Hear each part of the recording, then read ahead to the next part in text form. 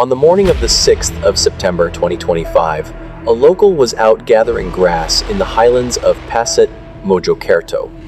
But tucked away in the roadside brush, they spotted something out of place. A black plastic bag. At first, they brushed it off as just another piece of litter. But as they stepped closer, it became clear that this wasn't trash. Inside were human remains, and that was only the beginning. Over the next few days, investigators would uncover hundreds of other body parts scattered all along that mountain pass, all belonging to a single victim, a 25-year-old woman. Her name was Tiara Angelina Saraswati, and the last person known to be with her was her own boyfriend, Alvi Maulana.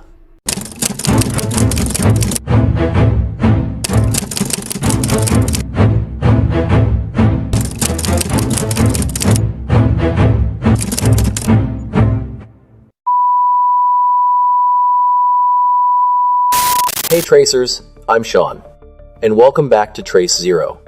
Today, we're diving into a case that sent shockwaves across Indonesia back in 2025. This isn't just a story about a murder.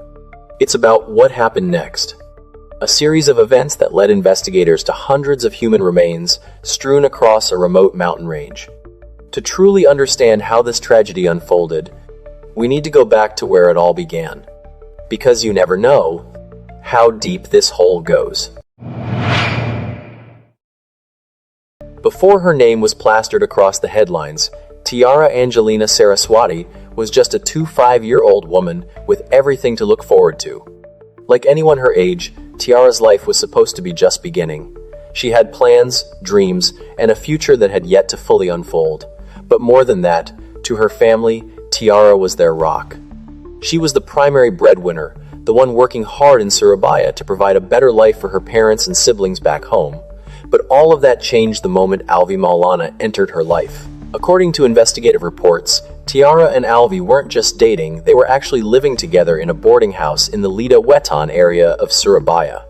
This room was their shared world, the place where their lives were completely intertwined. To the neighbors, they might have looked like any other young couple starting their lives together. But behind those closed doors, the reality was far from perfect. Details from the investigation later revealed that their relationship was often volatile, marred by frequent arguments. Not many people knew what was truly happening between them, or how much Tiara was struggling to balance the weight of her family's hopes with an increasingly toxic romance. But like so many tragedies, it all came to a head on one specific night, a night that would change everything forever. In early September 2025, Tiara and Alvi were back at that same boarding house. That night started like many others before it, with the two of them locked in another heated argument. But this time, the fighting didn't stop where it usually did. Tracers. In so many of these cases, the horror starts with something that seems small, a disagreement, an uncontrolled outburst of emotion.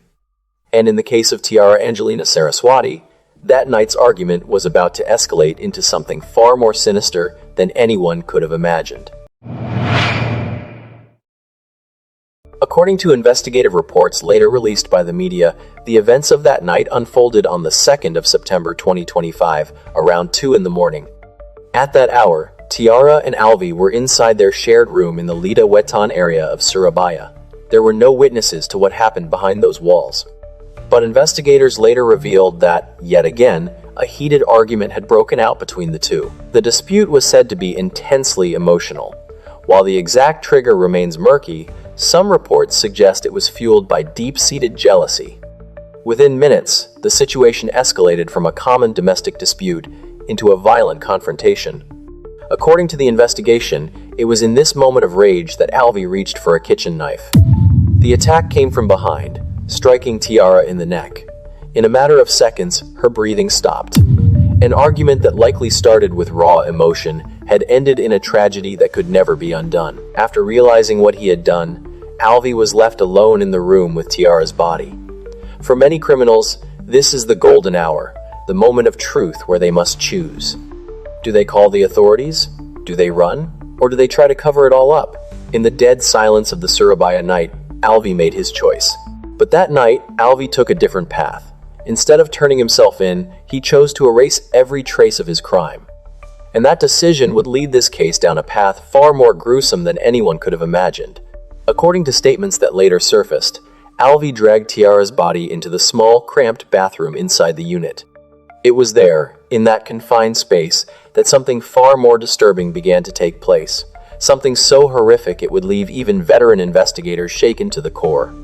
Jadi setelah pelaku memastikan bahwa korban sudah tidak bernyawa, langsung pelaku membawa atau bahasanya menyeret daripada tubuh korban dibawa ke lantai bawah, langsung dibawa ke kamar mandi, langsung disangka pelaku melakukan eksekusi.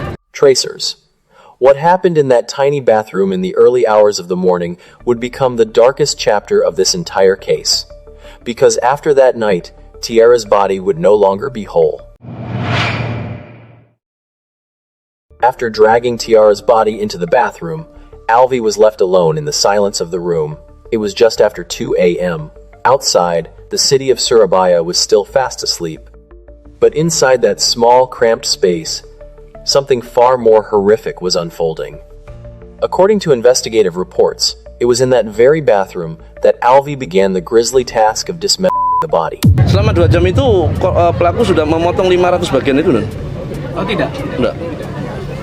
Karena rangkaian berikutnya dia lakukan itu setelah kembali daripada pacet, baru pelaku kembali melakukan proses penghancuran, pemotongan dan lain sebagainya. During the investigation, police recovered several tools from the room. Among them were a kitchen knife, a meat cleaver, a pair of scissors, and even a hammer. These weren't professional tools, they were everyday household items turned into instruments of horror. Alvy used them to reduce the body into small, unrecognizable fragments. This wasn't a quick process. It took hours, all happening within the confines of that single boarding room. Tracers. In most cases, dismemberment is done to hide a body. But here, the sheer scale of it left even seasoned investigators in shock. Tiara's body wasn't just cut into a few pieces. It was reduced to hundreds of fragments. Reports state that after the process was complete, Alvy temporarily stored some of the remains in the room. Some parts were even placed inside the refrigerator to delay decomposition before he could figure out how to dispose of them. It's a chilling thought storing the remains of someone he once loved in the same place they kept their food. Once the gruesome task was finished, Alvy faced his next problem: how to get rid of hundreds of body parts without drawing any attention. And for that, he came up with a cold, calculated plan. Investigators later revealed that the remains were packed into a red bag and several plastic sacks. From there, the next leg of the journey began. A pre-dawn ride from Surabaya toward the mountain pass of Passet Mojokerto, a journey that would take this case to an even more shocking level. Tracers. Around 4 a.m., Alvy slipped out of Surabaya. On the back of his motorcycle, he was carrying something that the few people awake at that hour couldn't possibly imagine. And that ride is what ultimately brought Tiara's remains to the highlands of Passet.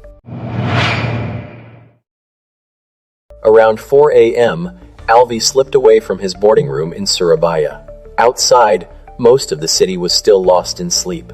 The streets were hollow and silent. But on the back of his motorcycle, Alvy was carrying a heavy, gruesome secret: several plastic bags and a red satchel containing the remains of Tiara. From Surabaya, Alvy headed south toward the highlands of Passet Mojokerto. The journey took over an hour. Investigation reports indicate he reached the mountain pass around 5:30 a.m. By then, the sky was beginning to pale, but the winding mountain roads remained largely deserted. Passet is not a busy place in the early hours.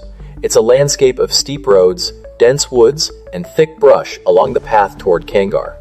To someone looking to disappear a piece of evidence, it might have seemed like the perfect graveyard. It was along this stretch of road that Alvy began disposing of the remains. He didn't drop them all in one place. Instead, he scattered them at various points along the pass, throwing some into the brush and leaving others by the roadside as he rode. This was likely a calculated move, hoping that by scattering the remains, they would never be found all at once. But in the world of crime, the harder someone tries to erase their tracks, the more clues they often leave behind. After finishing his grim task, Alvy left Passet and returned to Surabaya, perhaps believing the worst was over. But just a few days later, the one thing he didn't count on finally happened. Someone stumbled upon the truth. And That discovery is what finally tore this case wide open. On the 6th of September 2025, a local resident out gathering grass spotted something out of place among the shrubs. At first, they thought it was just discarded trash or animal remains, but as they looked closer, they realized it was a part of a human being. On the morning of the 6th of September 2025, a local resident was out in the highlands of Passet, Mojokerto. As he did most mornings, he was gathering grass in the brush along the roadside. But among the weeds and tangled leaves, he spotted something out of place, something that looked like raw meat. At first, he assumed it was just animal remains discarded by someone passing through, but as he stepped closer, the shape was unsettlingly familiar. Sensing that something was terribly wrong, he immediately contacted the local authorities. The report caught the police's attention instantly. Officers arrived on the scene shortly after to conduct a preliminary sweep. But as they began to comb through the surrounding area, they realized they weren't just looking at a single discovery. They were looking at a crime scene that stretched for miles. Near the initial site, officers began finding more remains. Piece by piece, discovery after discovery, investigators realized that the evidence hadn't been left in just one spot. It was scattered across multiple points along the winding mountain pass. The situation quickly escalated into a massive search operation. Forensic teams and INAFIS investigators were called in to sweep the entire Passet mountain range. They had to pick through every thicket, every roadside ditch, and every pocket of forest, 1 inch at a time. As the search intensified, the count continued to rise. According to investigative reports, the number of recovered fragments reached into the hundreds. News of the discovery spread like wildfire, capturing the attention of the entire nation. But for the investigators, two massive questions remained. Who was the victim, and who could commit such an act? The answers to those questions would eventually lead the police to one name: a man named Alvi Maulana. After hundreds of fragments were recovered from the Passet Highlands, the investigators' next move was forensic identification. This was no simple task. The victim's body was far from intact, making the process slow and painstakingly difficult. But through the precision of forensic science, the police finally began to piece together a crucial lead regarding the victim's identity. From the identification process, the victim was finally confirmed as 25-year-old Tiara Angelina Saraswati. This single piece of information allowed the police to trace back through her life, who she was close to, and more importantly, who was the last person seen with her before she vanished. In almost every homicide investigation, finding the last person to see the victim alive is the key. And in Tiara's case, all roads led back to one person, her own boyfriend, Alvi Maulana. The police began tracking Alvi's movements. When brought in for questioning, his statements were riddled with inconsistencies, and the mounting evidence began to point directly at him. It wasn't long before Alvi was taken into custody to face more rigorous interrogation. It was during this process that the truth behind the entire case finally began to surface. According to statements given to investigators, Alvi admitted that Tiara died following a violent argument in their shared boarding room in Surabaya. In his confession, Alvi detailed how, in the aftermath, he made the decision to dismember Tiara's body. The remains were packed into bags and plastic sacks before being driven to Passet and scattered across the mountain pass. This confession finally connected every dark detail of the case. Dikunci atau ada masalah lain, Mas? Ada banyak masalah lain, Mas. Yang paling parah apa, Mas? Puncaknya karena dikunci dari dalam ini, Mas. Tuntutan ekonomi atau gimana masalah sebelumnya itu, Mas? Banyak masalah, Mas. Kemudian anaknya sering temperamen atas masalah kecil, Mas. Kenapa nggak diputus aja gitu? Kenapa langsung dihabisi gitu? Nggak iso pas Ya susah, Mas. Masalah di Passet gimana aja, Mas? Dibuangnya, Mas? Betul. Untuk potongannya, Mas? Dari 2 titik, Mas. But for many following this case, one haunting question remains. How does a relationship, one that began with life and love, end in a tragedy of this magnitude? Following Alvi's arrest and subsequent interrogation, the timeline of this case finally began to crystallize. It all traced back to that single argument between Tiara and Alvi in their Surabaya boarding room. A conflict that might have looked like any ordinary domestic dispute on the surface, but that night, it spiraled into a tragedy that claimed the life of Tiara Angelina Saraswati. Investigation records reveal that after the killing, Alvi didn't report the incident. Instead, he made a cold, deliberate attempt to bury the truth. He dismembered the remains, packed them into bags and plastic sacks, and transported them to the remote mountain pass of Passet. Every step he took was a calculated move to erase the existence of his crime. But as history often shows, the very effort to hide a crime is what leaves the most trail. The fragments discovered by a local resident in Passet acted as the keys that unlocked the entire mystery.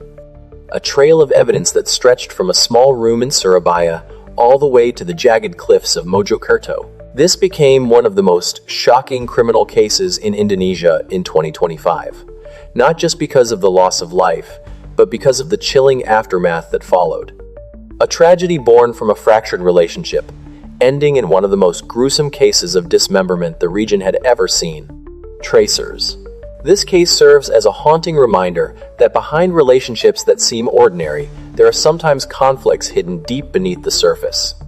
And in some cases, those conflicts can escalate into something that can never, ever be undone. The case of Tiara Angelina Saraswati stands as one of the most shocking criminal tragedies in Indonesia in 2025, a relationship that, on the surface, seemed like any other. Ended in an act of unimaginable horror. But like so many cases before this, tragedies like these rarely happen out of nowhere. There are almost always signs warning lights that flicker long before the breaking point.